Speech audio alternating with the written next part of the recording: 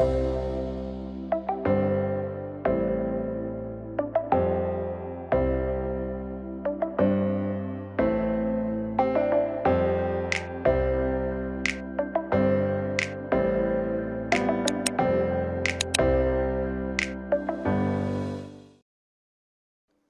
everyone, welcome to Think Computer YouTube channel. In this video, I will give an introduction to while when loop in QBasic.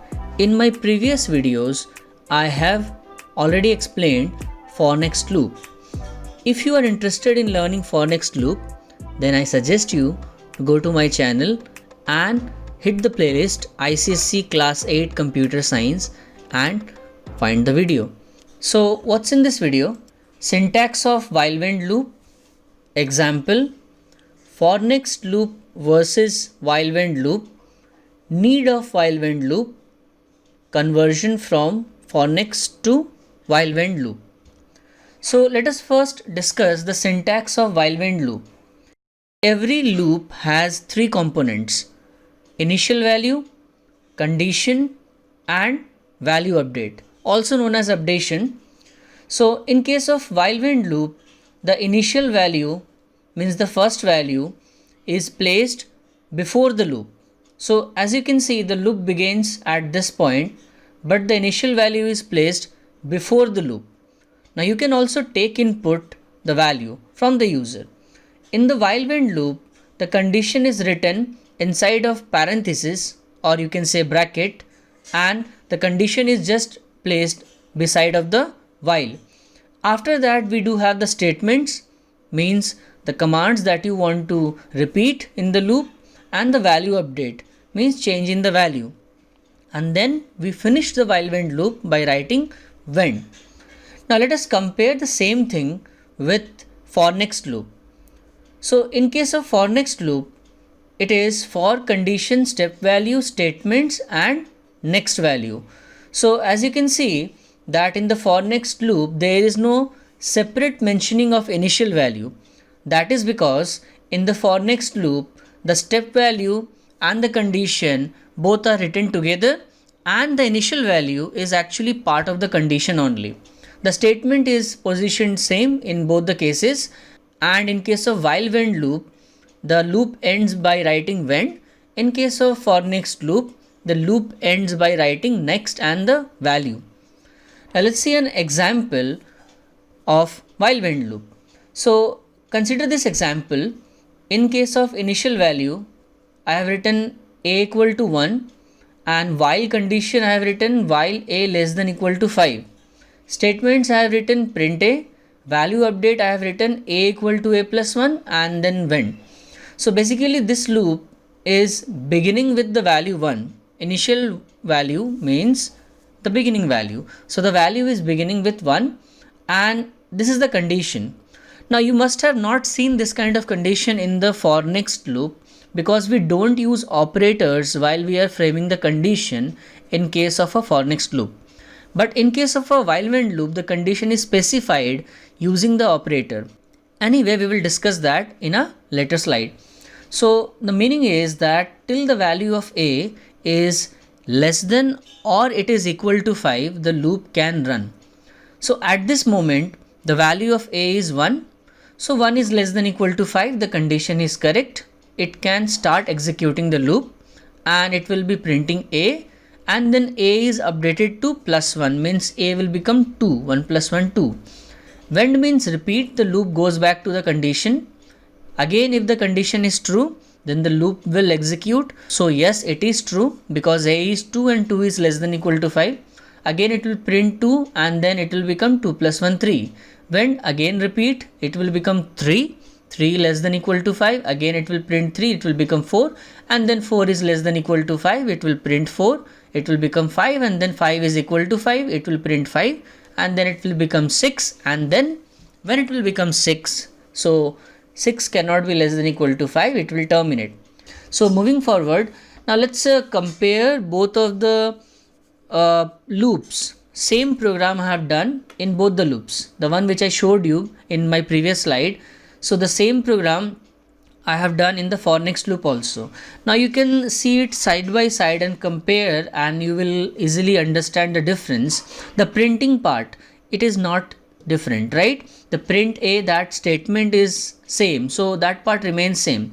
But in case of the while when loop, this statement is there, which is a equal to a plus 1. This is the updation, but you will not find that in the for next loop. So where it is then? It is actually present in the for next loop also, but in the step value. So in the for next loop, we specify the update in value in the step value. But in case of while when loop, we have to write that separately. Okay, we have to write it manually in the loop only. Okay, and here we have when, here we have next. With next, we have to write the variable name, the variable which is controlling the loop. So in this case it is a, so we have to write next a. Now in the while when loop, as you can see, the initial value is written, but it's not there separately in the for next loop. It's part of the condition only. So it says for a equal to 1 to 5, so it is very much clear that it is going from 1 to 5. If you read the sentence, you will understand. But that kind of thing is not there in the while when. We have to mention it using operator. So using the operator in the while when loop, we are writing the condition, but that is not required in the for next loop. So there is a clear difference here between the while when and the for next loop. Let's move forward. So here now I have 4 differences prepared for you that I will be explaining one by one. The differences between for next and while when loop. So the first thing is, for next is called counter based loop, whereas while when is called entry control loop. Well, if you think about it, then you will find that both are actually entry control loop only, because in both of these loops, for next and the while when, we place the condition at the top. But the thing is that it is said that we prefer using the for next loop when we know how many times the loop will run. So we know the counting, we say it's a counter based loop. The reason is that is why. Okay, and in the second case, in the while when loop, it's called entry control loop because just that the condition is placed at the beginning. Now the second point is related also. Second point is, for next is preferred when you know how many times to repeat, whereas while when is preferred when you don't know the number of repetitions. Now you will say that in my previous slide I did the same example and I applied once in the for next and then in the while when. So you will say, then how was that possible to have the same example in both of them? Okay, so the answer is, it is saying preferred. It is not saying it's compulsory. I hope you are getting what I want to say. It is preferred. So you will prefer the for next loop when you know the number of times, the number of repetitions. But if you don't know, then you will prefer the while when. For next loop doesn't require the use of relational operators when writing any condition, whereas in while when loop, relational operators like equal to, not equal to, less than, greater than, less than equal to, greater than equal to are required. So this one I know you have already understood. You just saw in the previous slide that there was no need of having the operators in the for next loop, but operators are compulsory when you are writing any condition in the while when loop. And the fourth point, which is the last one, is for next loop can only have increment or decrement in form of addition and subtraction, whereas while when loop can have update in value by any type of arithmetical operation. For example, let's say addition, subtraction, multiplication, division, remainder. This point I will explain you in my next slide. So what I want to say here, why we need the while when loop. So the last point which I showed you, that we can only have the addition and subtraction thing in the for next, and in case of while when we can have the multiplication and division and remainder also. So that one I will explain in this slide. So let's discuss what is the need of while when loop. Although almost program of iteration or repetition can be written using any of the loop, but there are some programs which can only be written using the while when loop. Now if you consider this example, this is an example program in the while when loop where we have a number which is 123, and while the number is greater than 0, we can run the loop. Every time we take out one digit, see mod 10 means taking out digit. So it's like if the number is 123, so 123 mod 10 is 3. Like that. Mod 10 gives you the last digit from any number. So every time we are taking out one digit, and this command is for removing digits from any number. Num equal to int num by 10. So basically num by 10 divides any number by 10. So let's say if the number is 123, so 123 by 10 is supposed to be 12.3. Okay, but int means to keep only the integer part, means whole number part, and remove the decimal part. So for 123 it will be 12.3. No, it will be 12. Int will only keep the whole number. So this is a common technique of removing digits from any number. So basically this command is written for removing digits. So for the number 123 it will become 12. Next time 12 by 10 it will become 1, and next time 1 by 10 it will become 0. Now, is it possible to do this program in the for next loop? The answer is straightforward, no, it's not possible, because the reason is that in this example the number which we are using in the condition, every time it is updating by 10, means divided by 10, and we cannot have the division in the updation in the for next loop. So this kind of questions are the ones which are not possible to be written in the for next loop. Now let's have some questions of a conversion from for next loop to while when loop. Here I have 4 examples which we will convert from for next loop to while when loop. Now before I start doing the converting, there are some steps which I follow. In order to convert from for next loop to while when loop, if you are a beginner, then you should also follow these steps. First step is to identify the initial value, the condition, and the value update, and then use the operator. You have to decide which operator is applicable, and then only you can convert. Let's try to convert the first one. In the first one, which is for a equal to 1 to 6, step 2, print a and next a. So we have to first find the initial value. So what is the initial value? The first value which starts the loop, or with which the loop is starting. So the loop is starting with a equal to 1. So in this example, a equal to 1 is the initial value. Okay. Now what about the condition? See, the condition is actually part of the initial value only in the for next loop. So the condition is up to 6. That means a will go up to 6. And what about the updation or the value update? Means change in value. So that is step 2. Now after you identify all 3 of them, then only you should start converting if you are a beginner.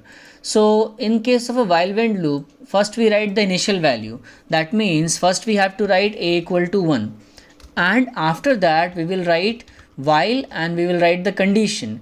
Now since we can see that the initial value is 1 and the condition is up to 6, 1 to 6, so which operator is applicable, that you need to decide.